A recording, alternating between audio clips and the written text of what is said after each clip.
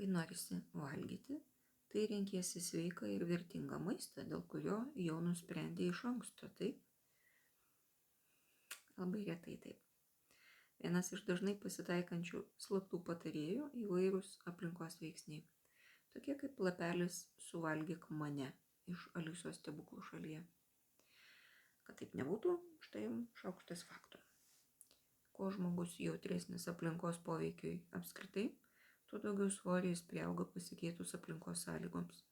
Konkrečiai šiame tyrime vertintas 9-15 metų paauglių svorio pokytis vasaros stovykloje.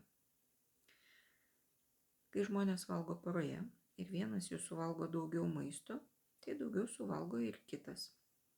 Nors tas kitas teigia, jog valgo tiek, kiek lemia jo alkis ir maisto skonis, o ne tiek, kiek valgo kitas poros dalyvis. Vadinasi, čia galima būtų daryti išvadą, kad aplinkos poveikis yra net nesąmoningas.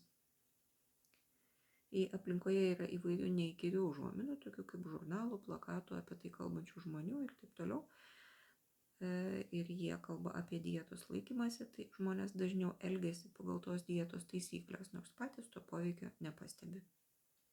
Jeigu labai skanus maistas yra labai lengvai pasiekiamas, matomas, užuodžiamas, guli ant stalo, nėra kainos barjero ir panašiai, žmonės dažniausiai suvalgo daugiau negu planavo. Na ir galiausiai tais atvejais, kai žmonės serga persivalgymo sutrikimu, netinkami aplinkos veiksniai, tokie kaip dienos metas, buvimas vienatvėje, prieš tai suvalgytas labai trokštas maistas, gali paskatinti persivalgymo epizodą, o tinkami gali padėti jį suvaldyti. Ir būnant sveikos būsenos ir sergant tikrai rimtais sutrikimais, aplinka veikia ir veikia stipriai.